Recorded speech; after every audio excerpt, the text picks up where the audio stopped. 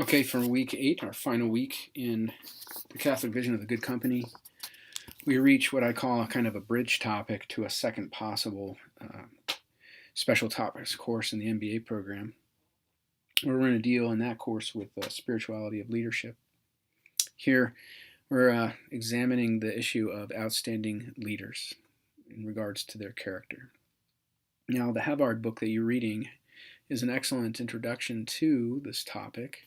And what I'm going to do is give you a basic summary from another book, and that's a book called The 10 Virtues of Outstanding Leaders. It's by Al Gini and Ronald Green. It's from John Wiley and Sons. This is going to be a basic overview of that text, and just to kind of build on, to add on to the Havard book.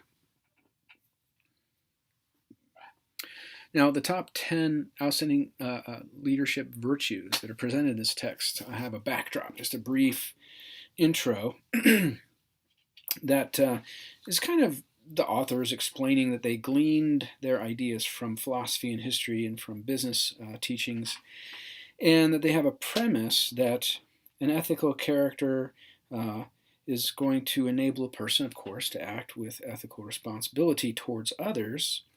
And there are examples of individuals who were great ethical leaders.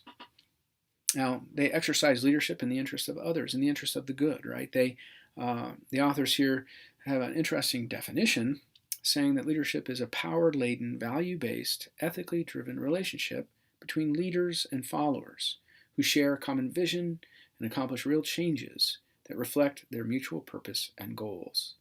So basically, we're talking about power of authority, and this directs activities towards others. The goal of the notion of ethical leadership is that you want to implement progress within a framework of ethics. Having good character, and good character is rooted in virtues, this notion of aspects of the human person which strengthen us to do the good. There is, of course, misleadership to watch for. The ethical leaders exhibit personal virtues, but right, the potential for misleadership arises. Right, that people are obviously exposed to bad leadership is almost silly to say. But we should recognize it, that misleadership is an example of ineffectiveness, right? Of failure to be competent, right? So a theme that arises here in terms of the sort of vice side of this misleadership, making leaders ineffectual, is because they're incompetent and they're inflexible, insensitive, and immoral. Misleadership is present persistently. A good personification of misleadership, of perhaps the opposite of leadership, would be Adolf Hitler. And note that he misled many, many people. And right, there's misleaders in our midst even to today. And character is intertwined here with leadership. Plato and Socrates actually defined leadership. And Socrates, for instance, felt that leaders craved power and responsibility, and that's why they would accept the offer of leadership. So he was concerned with the moral character of such persons. And right, this notion, character, refers to enduring marks or etchings upon a person. And right, we want to kind of think of these ancient authors, their vision, and so we're going to lay down some understanding of the notions of moral decision making, especially reading the Havard book. But we want to go further and maybe enable ourselves to engage in sort of a practical effort of attaining these enduring marks. Now, of course, it takes time to gain success in this area. Business is replete with ethical demands, including a wide variety of issues, of course, right? We want to produce respectable products at fair prices. We want there to be honest marketing. There should be fair treatment of customers, employees, and vendors, competitors. We see these topics throughout the Catechism for Business. We want our businesses to be a service to our communities and to make reasonable profits. Now, leaders do, of course, expect their followers to follow them. But we know that it should be the case under Catholic doctrine that employees must not follow misleaders, because misleaders abuse power. They're motivated by greed and self-interest, and they don't really serve communities. And of course, all of these are behaviors that are going to be ultimately destructive. And right, such leadership mistakes are things that we learn from and move away from. It's core, though, of being human to pursue leadership and this process of attainment of a high degree of moral character means that we'll often encounter examples of misleadership to teach us things that involve incompetence and rigidity, intemperateness, callousness, corruption, being insular, outright committing acts of evil. All of these examples here are raised by the authors of this text as obvious elements of problems around us. They also bring up the issue of followers. As I mentioned, right, that leadership is a collective activity involving the followers. There are, of course, actual bystanders who are not truly committed to the leader, and so they act as bystanders going along for the ride, in a sense. You do have persons under misleadership who might be bad in the sense that they're evildoers. They support the misleadership. They implement, right? And you have followers of Hitler who said, I was only doing my duty as a soldier, see. So he had actual evil doing. And right, acolytes would be persons who are zealots, who are deeply committed, right, to the misleader. Now, those with power, right, that they really do understand, right, that the actual source of happiness is something that is, according to the Catholic vision, requiring something more than riches and power, right? That authentic happiness, as Augustine teaches us, arises when we encounter Christ. That when we begin to live under the law of charity through that encounter, we will attain true happiness. And the great mistake is thinking that we can do this on our own, that we can attain this authentic happiness without becoming humbled and recognizing Christ. All right, so yeah, we have this leader who we want to have exhibiting a high degree of moral character.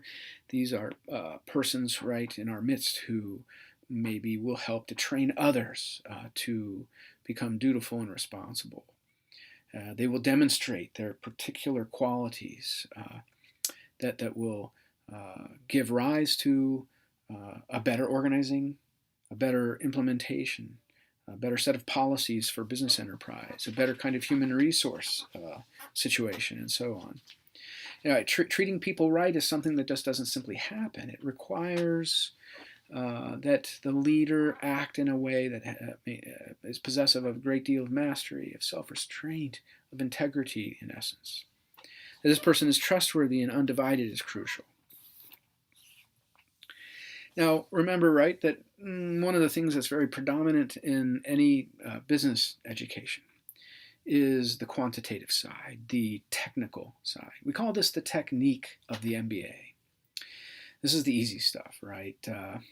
Dissection occurs, evaluation and analysis occurs. Now, the business element, right, of this term, business ethics, tends to have this realm of technique predominate.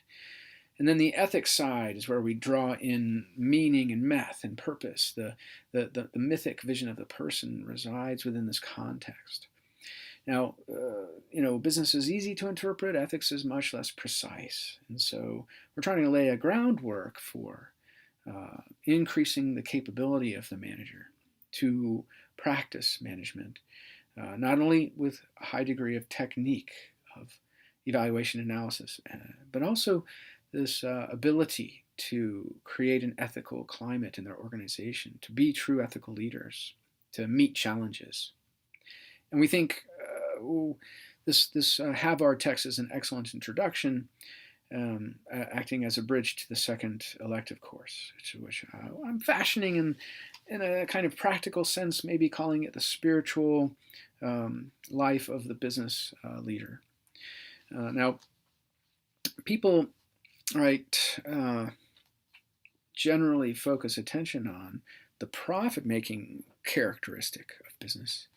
And what a lot of secular authors, and of course the church, is beginning to hopefully portray to us, is that business has a broader purpose. And then I think we saw this at the beginning of our course in the vocation of the business leader, recognizing thus the ethics of leadership in business is that, right, these leaders have good and bad impacts and positive and negative effects, and the ethos of your workplace is going to influence decision making.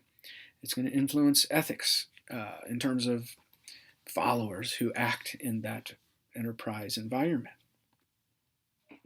Now, the real core of this reference regards 10 virtues of these great leaders. These are rooted, much like what Havard discusses, these are rooted in pioneering thinkers, the ancient Greek philosophers, who basically said, look, the survival of society depends on the moral character of its people. And personal character is basically that which emanates from moral virtues, right? And this is, of course, still true today. So these virtues are demonstrated in particular leaders. And let's highlight what we mean by virtue, right? Now, virtue is an excellent moral behavior, we'll call it. It stems from self-control and self-discipline. It's given in the context, I think, of the willingness of the person to balance their own desires and the needs of communities. Now here we're adapting from an ancient philosophical framework to look at character traits and modes of reasoning and some core beliefs, some emotional elements to this. I want to mention each one briefly, right? Deep honesty, right, is that persons are entitled to the truth, right? And dishonesty is inherently wrong. Now, honesty is vital, but this doesn't mean total transparency because, right, leaders have to maintain certain kinds of confidentiality about their organizations. Moral courage refers a willingness, right, to face fears and risks and dangers. Courageous leaders risk financial security. They risk loss of relations, and they risk criticism and embarrassment when they say, I've got to do the right thing. Moral vision is the understanding of the importance of the values and the ethics. Great leaders do well in communicating their moral vision. And they follow this moral vision in times of their conflicts. They don't give in to immoral temptations. Now, the idea of compassion and care, right, is sincerely caring about others and really balancing what we could call a sense of justness with that of fairness. So you have to demonstrate compassion and care. This often is interpreted by followers as giving the leader some charisma. Fairness is basically recognition of our policies, of making sure that we reward good performance and good behavior. Outstanding leaders have to be willing to punish the misbehavior also. This actually would inspire trust in them. Intellectual excellence is having an open mind, having a kind of intellectual curiosity, but ordered toward helping others. It's a sort of the natural desire to learn, but listening and then considering input from persons and then initiating an action on the basis of this discussion. Right? Being willing to invite the opposing view is crucial.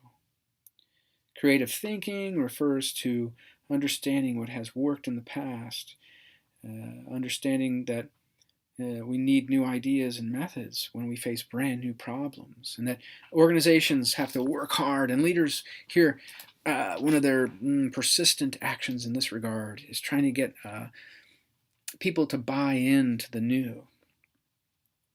Aesthetic sensitivity refers to the creation of beauty, and Right? Of course, not all great leaders have a great aesthetic sensitivity. Some that do actually wind up having competitive advantage. This, for instance, goes into the design vision, the looks and the usefulness and serviceableness of a particular product being bought. This is really crucial to note.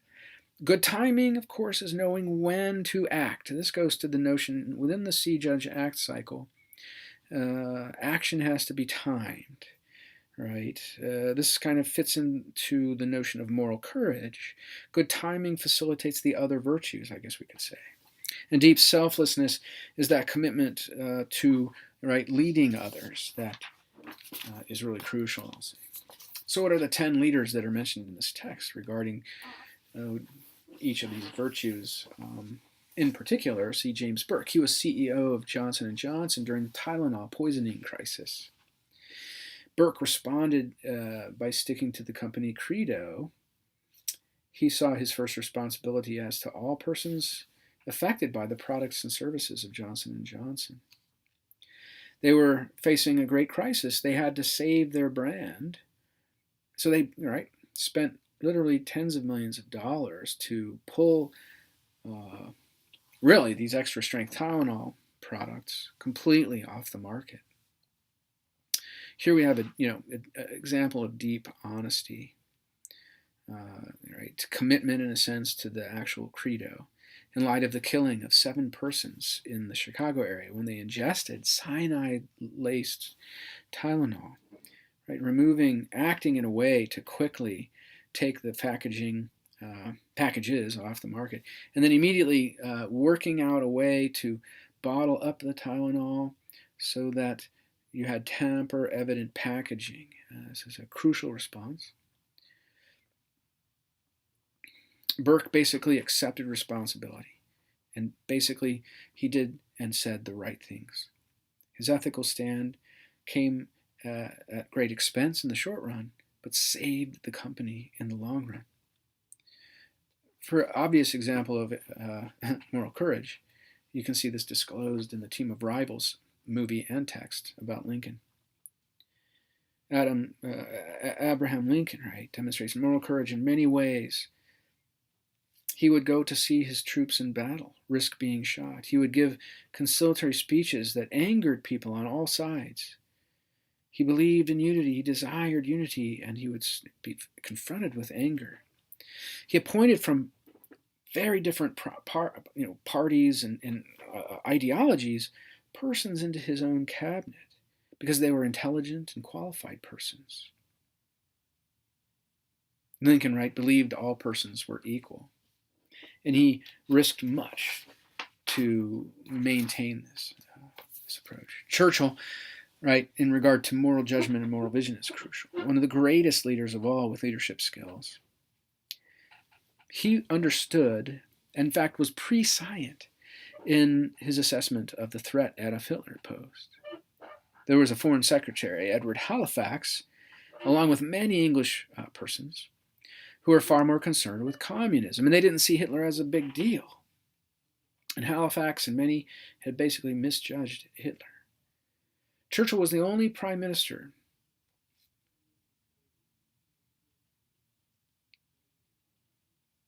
who, within 2 weeks of being installed, had to face the problem of the German destruction of Europe, the overtaking of France.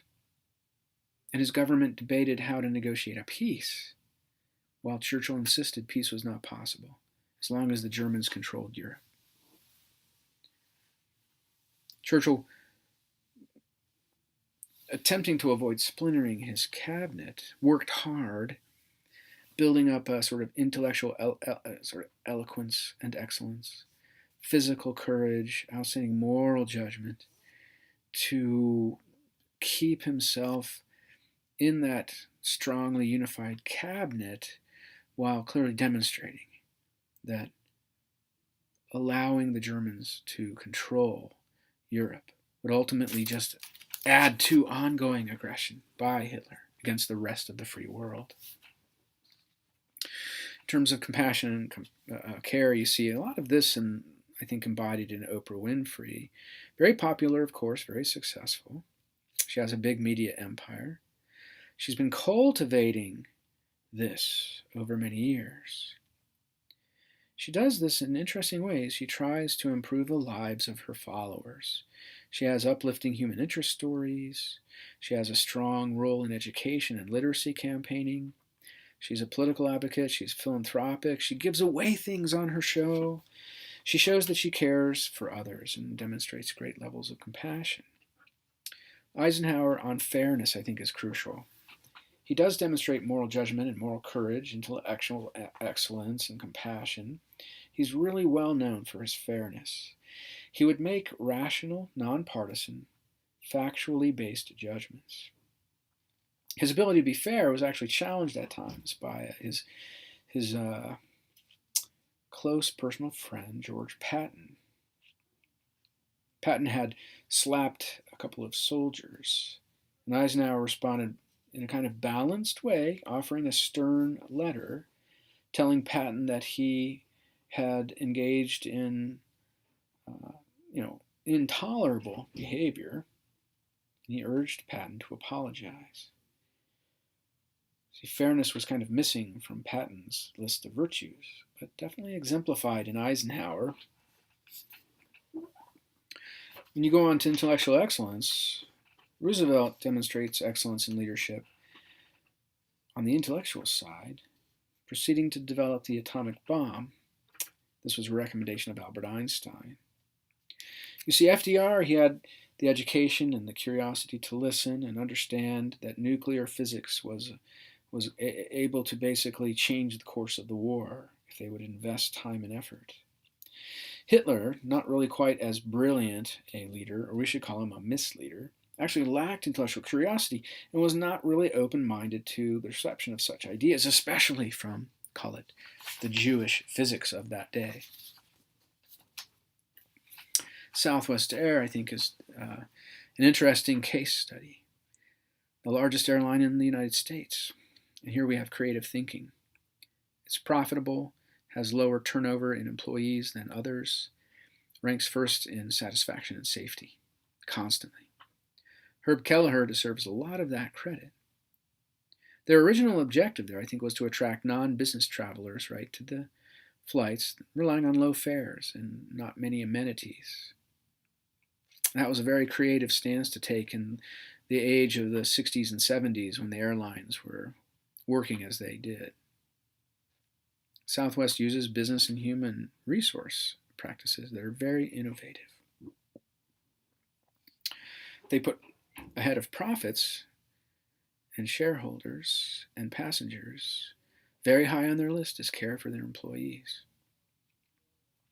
The leaders of Southwest, right, they communicate directly with employees in the company. They implemented a profit-sharing plan. They cooperate as much as they can with their union, and they often rely on humor as a strategy, such as settling a trademark dispute between Southwest Air and another airline business. Basically, it was a small factory making Cessna-style aircraft. Herb Kelleher said, "Let's settle the trademark dispute with arm wrestling matches." And it actually happened. Quite humorous and quite creative. In terms of aesthetic sensitivity, Steve Jobs is key. Kind of the opposite of Kelleher in many ways, right? Kelleher doesn't really have aesthetics at the core of his character. But aesthetics and design is something that outbalances. Jobs is renowned for being kind of a tyrant. He had design innovations here in Apple that made hundreds of millions of dollars. And his key early success was taking the computer and sort of building a graphical user interface to that computer that was quite simple, quite elegant at the same time. Jobs was terminated at one point in the late 80s, early 90s, and Apple really struggled, losing money persistently. Jobs was brought back, and then with great success, Jobs turned around the company with iPod, iTunes, with iPhone and iPad. And see, he while he was under control, he would try to control the aesthetics and the side effect of the aesthetic efforts would then be profits. So he wasn't really a greedy guy. He was a tyrant and a perfectionist, absolutely. But his legacy is that, right, a key issue that design involves usability and appearance. This sensitivity is what has made Apple the most valuable collection of projects in the world, we'll call it. Charles de Gaulle is another controversial leader, but he has good timing. De Gaulle had become French Minister of War in 1940. He faced this crisis of the invasion from Hitler and his armies. He chose to join French leaders in London rather than have a puppet regime underneath Hitler. And then with Churchill's help, he began to communicate with the French while the war went on. And de Gaulle was able to influence the resistance movement. He risked his life and the lives of his family continuously. So he demonstrates this moral courage and decisiveness. And he led his new French government. And basically, when France was liberated, was careful in sort of timing his actions and mobilizing the support for adjustments in the French Empire. He was good about, for instance, the right timing for Algeria's independence, ending conflict with them after many years of problems. And clearly, Martin Luther King Jr. demonstrates very deep selflessness, leading the civil rights movement after Rosa Parks had not given up her bus seat. It was just a transit boycott at first, and then it progressed to a national movement. It all happened under his charismatic, articulate, and speech-making kinds of powers. And ultimately, he would be in jail because he had practiced nonviolent civil disobedience, His famous last speech has deep selflessness. He tells us he gives his life for a dream. And his life's work was to help millions of others to have new lives. So a thing of note, is if we kind of take this all in and try to summarize this rather incomplete example list, not completely cast in stone either, of course. We just get lessons here. Leaders need to have skills and knowledge in their fields, but they have to have characteristics which give them the ability to act ethically, to present light to the world instead of to act out of darkness. A lot of leaders do not exhibit all of the virtues. There is one example of a modern leader who might, I think, possess of a great range of the virtues, would be Nelson Mandela. He's known to have never wavered on his core values. He never lied. He was a person of great moral judgment and vision and sense of fairness. He had great compassion for other prisoners around him, even for his jailers. And his greatest commitment, I think, would be his deep selflessness, showing all that his life in jail was about a fight for equality, about, changing the world. And so I think we can find these examples and try to learn from them. And I think a great takeaway to this would have to be, leadership's never done. It's a calling, so we're coming back in a kind of a closing point that recalls our opening in terms of the call to business leadership. We have to be aware, of course, that leadership will include failures, but we need to keep going, to have experience, to grow in patience, and to practice these things that we're learning. This is probably the groundwork of the next course, the spirituality course, which it sounds impractical, but it's going to be one of how one engages in a practical development of the virtues so that we can act as ethical leaders when we confront problems in the business setting. The essence of leadership, is basically suppressing my own ego so that the needs of the community are made prominent. That in reality, a leader is actually a servant who serves others, providing the others with a service. So that's the concluding lecture. And you have well, a few things to do at the end of the week here. Especially pay attention to the final, which is about to go up. And you probably need to set aside a couple hours for that. So, I thank everybody for taking the course. If you want to give me feedback in email, I welcome it. You'll be seeing a device that comes your way from AI Systems, which is an online integrative tool for a course evaluation. I invite you to do that as well. But I'll stop this last lecture and place it up on Blackboard for everybody. And I hope that I get to see you again in another online course very soon. God bless you all.